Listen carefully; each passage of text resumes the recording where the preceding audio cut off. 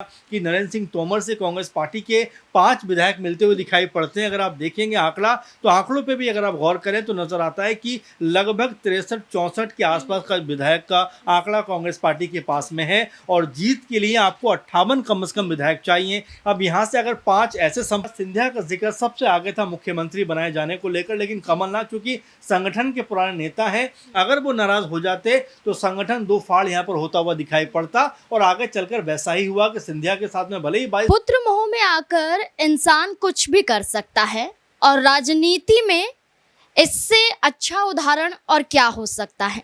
बिहार से लेकर उत्तर प्रदेश और उत्तर प्रदेश से लेकर मध्य प्रदेश में हमने कई ऐसी राजनीतिक पार्टियां देखी और कई ऐसी राजनीतिक पार्टियों में ऐसा उदाहरण देखा जहां पुत्र को ही आगे किया जाता है। अब ऐसे में मध्य प्रदेश में राज्यसभा का चुनाव 18 जून को होने वाला है और उससे पहले नाम तय होने हैं, नामांकन करना है और इस सिलसिले में कांग्रेस के अंदर बड़ा घमासान देखने को मिल रहा है, जहां कांग्रेस पार्टी के जरिए कई नाम आगे किए जा रहे हैं, जिस नाम में जीतू पटवारी से लेकर कमलनाथ तक है। लेकिन कमलनाथ अपने आप को आगे नहीं कर रहे हैं, बल्कि अपने पुत्र नकुल नाथ को राज्यसभा भेजना चाहते हैं। लेकिन ऐसा लग रहा है कि कांग्रेस इसके लिए तैयार नहीं है। या तो कमलनाथ या जीतू पटवारी या फिर किसी और चेहरे को कांग्रेस पार्टी लाना चाहती है, लेकिन नकुल नाथ पर मोहर लगाना नहीं चाहती है। इसी सिलसिले में 5 विधायक नरेंद्र सिंह तोमर से मुलाकात करते हैं, विधानसभा स्पीकर नरेंद्र सिंह तोमर से, और मुलाकात के बाद माना जा रहा है कि कांग्रेस पार्टी पर दबाव बनाने की कोशिश है कि नकुल नाथ को आगे कीजिए, वरना कांग्रेस के साथ राज्यसभा चुनाव के दौरान बड़ा खेल हो सकता है। तो क्या कांग्रेस पार्टी कमलनाथ की इस बात को मानेगी, उनके बेटे नकुल नाथ को आगे करेगी, या फिर किसी और चेहरे को सामने लाएगी? अगर और चेहरे को सामने लाती है तो क्या कमलनाथ चुपचाप बैठ जाएंगे? तो इन्हीं तमाम मुद्दों को लेकर कई सवाल यहाँ पर उठ रहे हैं और इन तमाम सवालों के जवाब खंगालने की कोशिश करेंगे। हमारे साथ हमारे वरिष्ठ सहयोगी अमन सर जुड़ चुके हैं। सर, बहुत बहुत स्वागत है आपका। सर, मध्य प्रदेश की चर्चा कर रहे हैं और मध्य प्रदेश में राज्यसभा चुनाव बड़ा चुनाव बन गया है, क्योंकि आने वाले कुछ साल में विधानसभा के चुनाव भी होने वाले हैं और विधानसभा चुनाव से पहले कांग्रेस पार्टी को एक ऐसा मजबूत चेहरा चाहिए।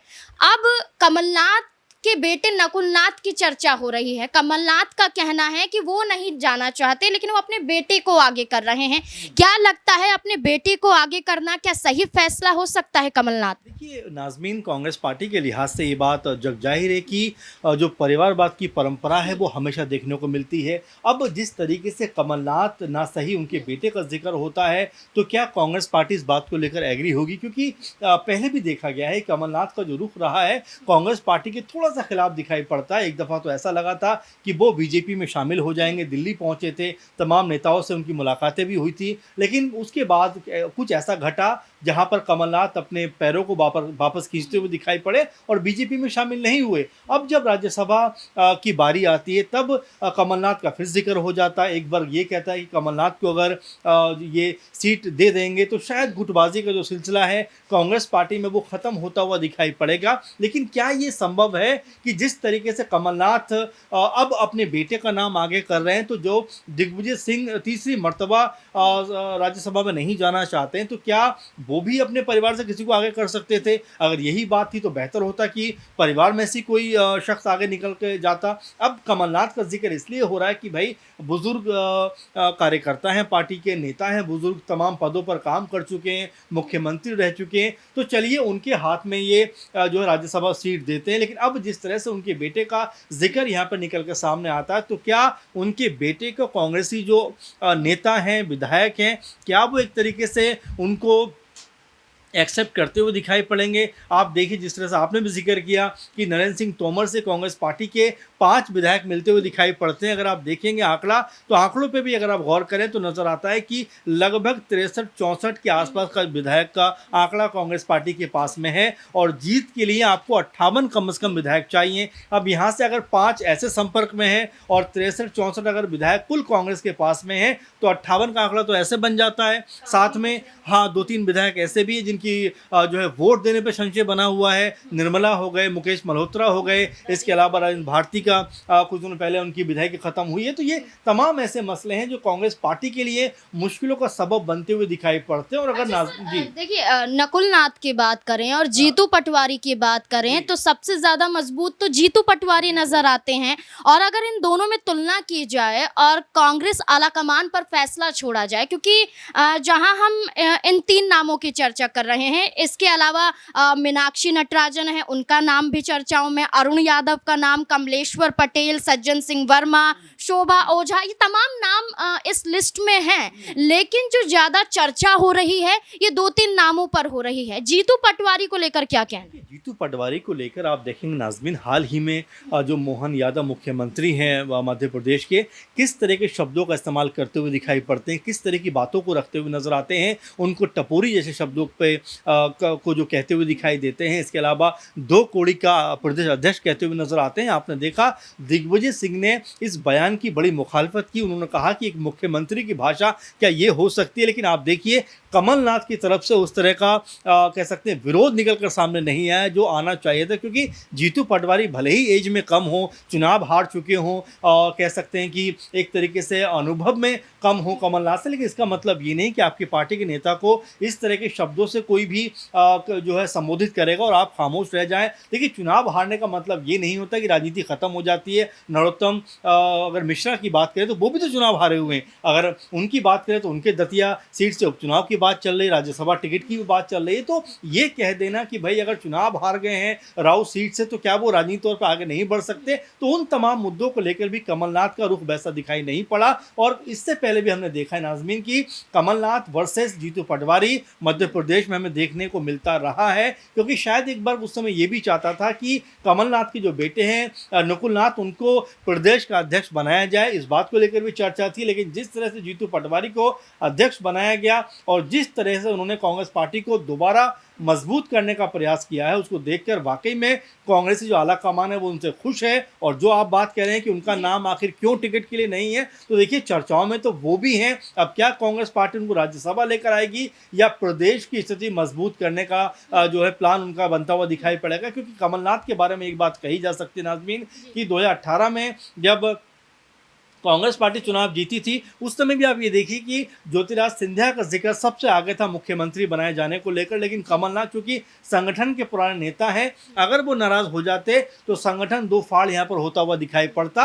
और आगे चलकर वैसा ही हुआ कि सिंधिया के साथ में भले ही 22-23 लोग गए, लेकिन यहाँ पर कांग्रेस पार्टी की सरकार खत्म होती हुई दिखाई पड़ी। तो कमलनाथ को लेकर हो सकता है इस तरह की चीज़ें करने का प्रयास कांग्रेस पार्टी कर रही हो कि भाई अगर वो पार्टी में बने रहते हैं, वो अगर उनको टिकट दे दिया जाता है तो बड़ी टूट होने से बच सकती है और राज्यसभा की जो सीट है कांग्रेस पार्टी के लिए मुकर्रर होती हुई दिखाई पड़ेगी। अच्छा सर, दिग्विजय की ये सीट है और दिग्विजय सिंह खुद राज्यसभा अब जाना नहीं चाहते हैं और इसी लिहाज से कमलनाथ की चर्चा हो रही थी और कमलनाथ अब अपने बेटे को आगे कर रहे हैं। जीतू पटवारी की भी चर्चा थी, लेकिन यहाँ पर दिग्विजय सिंह के एक बयान को कोट करना चाहेंगे। उन्होंने खुद कहा था कि इतनी पहुंच कांग्रेस के अंदर हमारी भी नहीं है जितनी पहुंच जीतू पटवारी की भी है। और जीतू पटवारी को लेकर उन्होंने साफ तौर पर कहा है कि अगर वो राज्यसभा जाएंगे तो वो और ज़्यादा मजबूत हो जाएंगे, कांग्रेस और ज़्यादा मजबूत हो जाएगी। दिग्विजय अपनी सीट पर जीतू पटवारी को खुद आगे कर रहे हैं,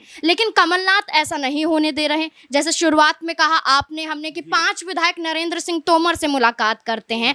अगर जीतू पटवारी के नाम पर मोहर लग जाती है तो क्या कमलनाथ ऐसा कदम उठा सकते हैं, क्योंकि आने वाले समय में चुनाव भी। देखिए कमलनाथ नहीं, कांग्रेस पार्टी का अगर आप देखेंगे हालिया का पूरा माहौल तो नजर आता है। कांग्रेस पार्टी के जो विधायक है वो यहाँ से वहाँ जाते हुए नजर आते हैं, यहाँ से वहाँ उनका जो वोट है वो जो है पड़ता हुआ दिखाई पड़ता। आप देखेंगे कि राजस्थान के जो हरियाणा के चुनाव में हमने देखा, बिहार के चुनाव में हमने देखा, उड़ीसा के चुनाव में हमने देखा, जहाँ पर कांग्रेस पार्टी के जो विधायक हैं वो दूसरे लोगों को वोट करते हुए दिखाई पड़े हैं। अगर यहाँ पर जीतू पटवारी का नाम सामने आता है या फाइनल होता है तो बड़ी संभावना है कि यहाँ क्रॉस वोटिंग हो सकती है। और इसी बात को लेकर कांग्रेसी जो आला कमान है वो बड़ा सचेत भी है कि अगर जो कमलनाथ को ये सीट दे दी जाए तो कम से कम क्रॉस वोटिंग होने से तो बच सकती है। तो इस नाते या इस लिहाज से आप ये देख सकते हैं कि जो कमलनाथ है या उनके बेटे का नाम है वो फाइनल हो सकता है, लेकिन अभी भी संभावनाओं का जो दौर है वो चलता हुआ दिखाई पड़ता है। कई नाम आपने भी लिए,